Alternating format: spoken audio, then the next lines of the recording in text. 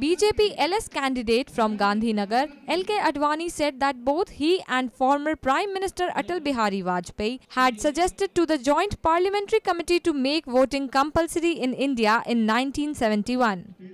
He said that both he and Vajpayee had written their suggestions in the dissent note that the name of people who do not vote during elections should be excluded from the electoral list in the next elections. ऐसे देश है कि जिसमें अगर कोई व्यक्ति vote न दे तो उसके ऊपर जुर्माना लगता है। किसी ने कहा कि एक बार मैंने पार्लियामेंट में इसका जिक्र किया तो उन्होंने कहा कौन से देश हैं ऐसे, तो मैंने कहा कि और किसी का पता हो या न हो, मैं इस सदन में, मैं उस समय राज्यसभा में था, मैं इस सदन में बताना चाहता हूं कि इटली भी एक ऐसा देश है कि जहां पर अगर कोई वोट न दे तो उस पर जुर्माना होता है। Advani said that there are many countries in the world like Italy which levy fines on their citizens if they do not cast their vote during elections.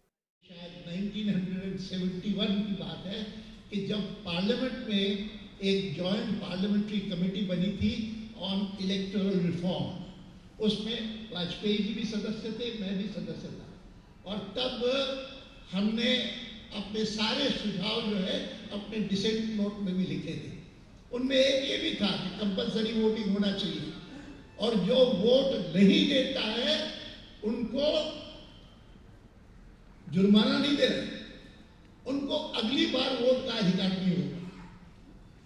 जुर्माना देना जो है वो गरीब के लिए मुश्किल होगा, अमीर तो दे देगा, लेकिन वोट का अधिकार हर एक के लिए महत्वपूर्ण है। और ये जो लोग अपने क्लब में बैठ करके बातें करते रहते हैं और वोट करने नहीं जाते, तो उनको अगर पता होगा कि अगली बार मुझे वोट का अधिकार ही मिलेगा तो उसका कुछ थोड़ा बहुत कंस्ट्रेंट होगा, उसका कुछ सद प्रभाव पड़ेगा। This report was brought to you by NNIS.